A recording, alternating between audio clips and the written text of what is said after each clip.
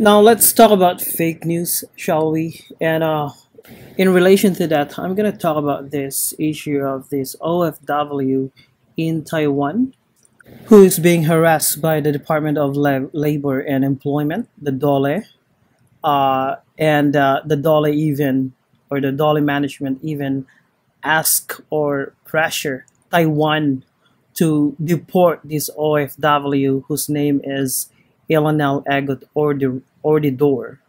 All right. So is that not an interference of Taiwan sovereignty?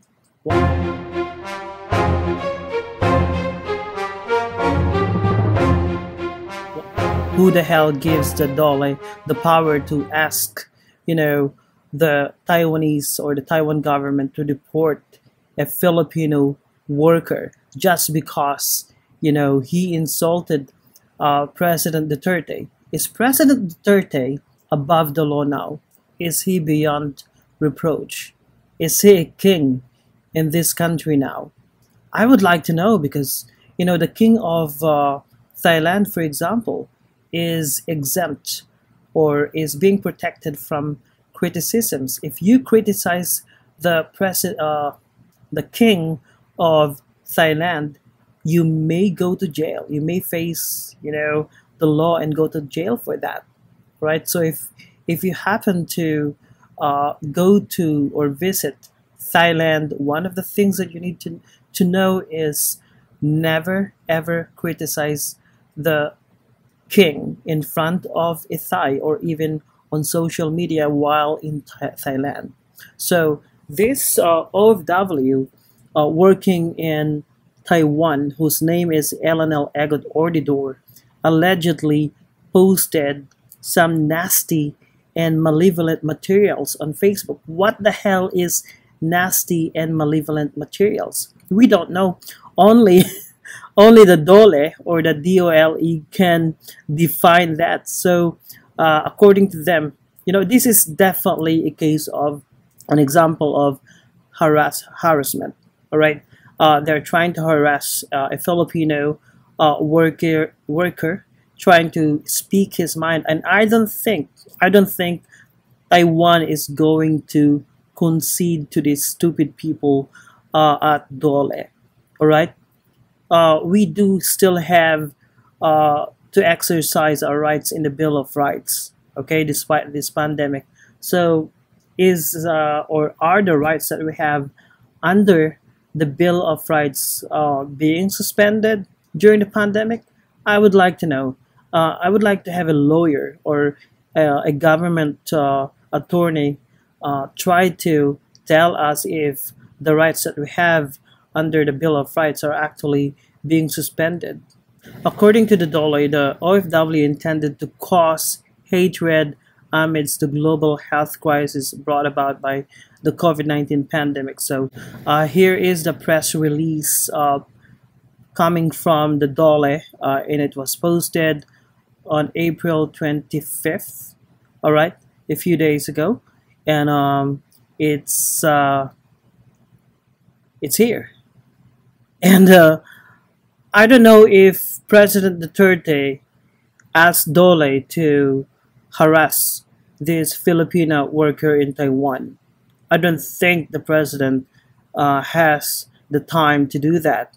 But according to this letter, the press statement from the Department of Labor and Employment to Labor Attaché Fidel Macauyag, we are constrained to act.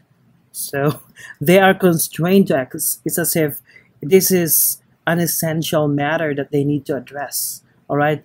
If someone or if an entity is gonna say we are constrained to act, it's as if the problem needs immediate attention. So is it so important for them to harass or to punish a Filipino worker in Taiwan who's simply trying to exercise his right as a resident in Taiwan? He's not even saying or posting those things while in the Philippines. What more if you're in the Philippines, right? So we are constrained to act for the deportation of a Filipino working as caregiver in Taiwan for the crime of cyber libel for willful posting of nasty and malevolent materials against President Duterte on Facebook intended to cause hatred amidst the global health crisis brought about by the COVID-19 pandemic. So I'd like to know what the hell is a definition of nasty and malevolent materials. Probably it's the same as the nasty and malevolent threats and statements and sayings and cowardly attacks by the president on live TV during his press briefings. You know, if you would like to know the definition of nasty and malevolent, just watch Mr. Duterte's malevolent and nasty press briefings. All right. So the caregiver Eleanor Egot Ordidor is employed in Yonlin County, Taiwan. So on April 2020, we went to her workplace. So they have even the time to do that during this pandemic in Taiwan. So they have the time, resources, all right, to even visit this, poor OFW in her workplace in Taiwan to enlighten her that her actions amounted to a crime for which she might be prosecuted both in Taiwan and the Philippines. So, criticizing the government or the president is now a crime? Really? You need to prove malice, for you to be guilty of the crime of cyber libel. And this is definitely an example of harassment because this, no prosecutor, no independent prosecutor or court is gonna convict Miss Ordidor for such, a crime, an alleged crime she committed.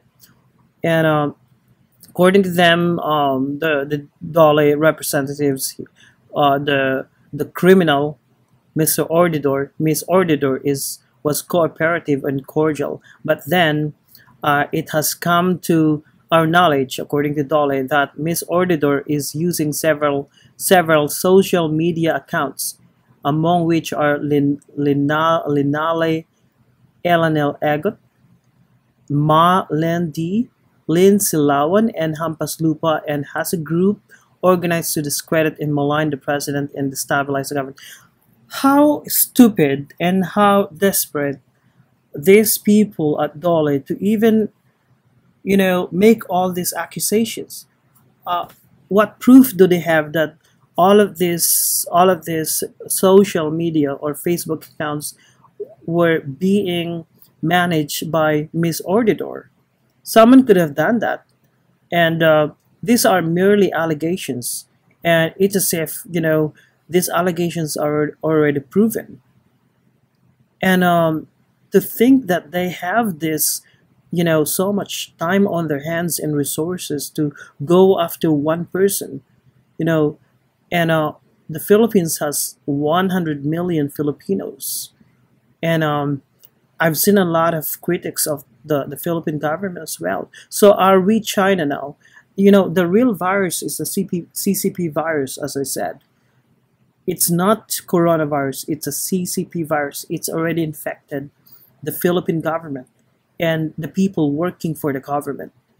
Because we've seen how the Chinese government wielded its, the draconian powers that it has to go after the whistleblowers. Those people who blow the whistle about the coronavirus. All right, we've seen a lot of doctors who were missing. Some of them died, allegedly, of the coronavirus for exposing the inaction, the corruption of the Communist Party in China, the leaders in China. And we are seeing that as well in the Philippines. So it looks like never let the crisis go to waste is the mantra or motto of the people or some people in the government. But like I said, to give the president the benefit of the doubt, I don't think he instructed the people at Dole to go after this poor Filipino worker in Taiwan.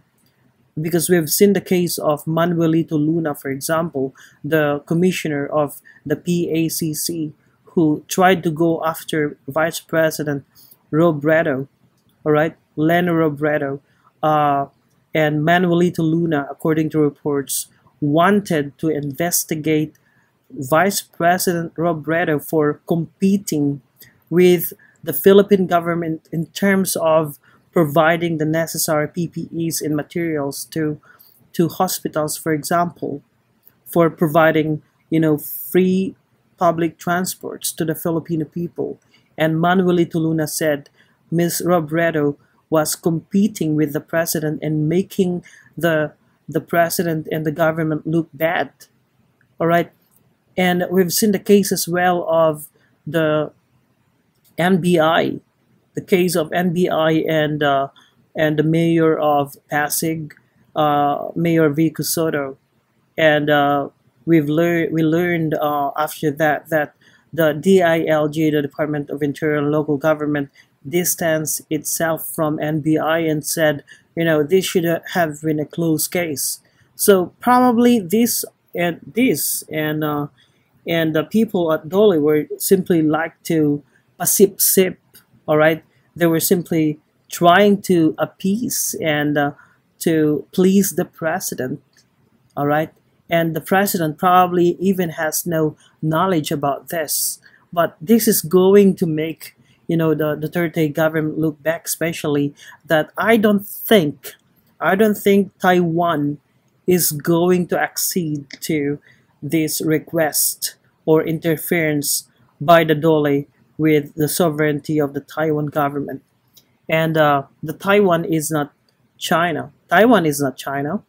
And this is actually, a shameless attempt, a shameless and abuse of power by the people at Dole to even think that Taiwan is going to, act on their request to deport a Filipino working as caregiver in Taiwan just because she posted, malevolent and nasty materials against President Duterte on Facebook.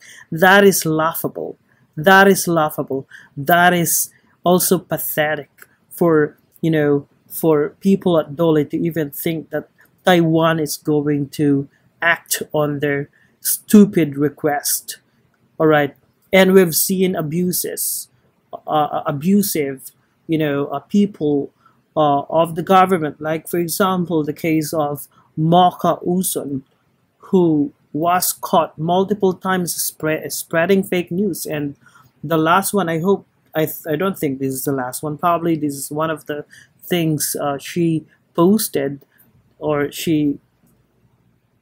as fake news over the past few days. So we've learned last month that Mocha Uson posted fake news on her notorious Facebook page, being, populated by DDS, by brain dead Dutertards, or the fake news is about PPEs delivered, for DOH, and we've learned after that those PPEs were actually from SM, all right, SM, which is a private company.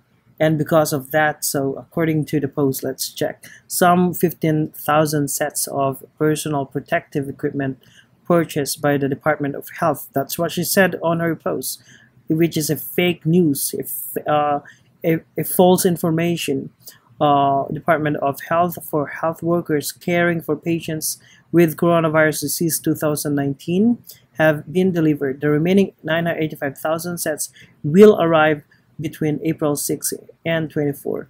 And a lot of netizens expose Mocha Uson's stupidity and gullibility and dishonesty, corruption for that. And because of that, she was forced to issue an apology, because she knew that if she's not gonna apologize, she's gonna face charges for spreading fake information under the Bayanihan Act. So we've seen calls from uh, influential people, for example, calling for the charging and arrest of Mocha for posting fake news in her uh, blog on Facebook, on Twitter as well. So we've seen all these cases and examples of outrage from the public, and as I said, because of that, Mocha Uson posted this apology on April 1st. I apologize for the misleading content on the meme. And this is, take note, this is classic Mohausen, who shifted the blame to an entity, a third-party entity. So I apologize for the misleading content on the meme attributed to the Phil star. She basically blamed Philippine Star article posted yesterday, April 2nd, etc. So, well, this woman is a personification of stupid, abusive hack. All right. Now I couldn't even explain how stupid and ignorant and arrogant this woman is to have this type of attitude that she kept posting. That's part of her job, and that's the reason why she got the job. She got her government job. I think she's being paid 150,000 for doing nothing. you know and it's so unfortunate that people like stupid and brain dead DDS like Mocha Usun are being rewarded for their malevolent and nasty behavior. And it's very unfortunate that we have these types of people in the government working for us. And one thing that I would like you to know, let's set aside the case of Mocha Usun. So I've seen so much abuses over the past days, some of which are, I think, justified, considering that we have a law passed by Congress. If you don't like the law, change the law. And the only way to do that, I think, is to vote for, a new party in the future, because the Bayanihan Act is now the law of the land. So I don't have. It's actually a waste of time to really trash talk the Bayanihan Act, because it was passed by Congress, and most of the members of Congress are, being dictated or friendly to Duterte. So we know how politics works in the Philippines, and we've seen the case in which the former president, for example, allegedly bribed Congress in order not to impeach her, in order to agree with her.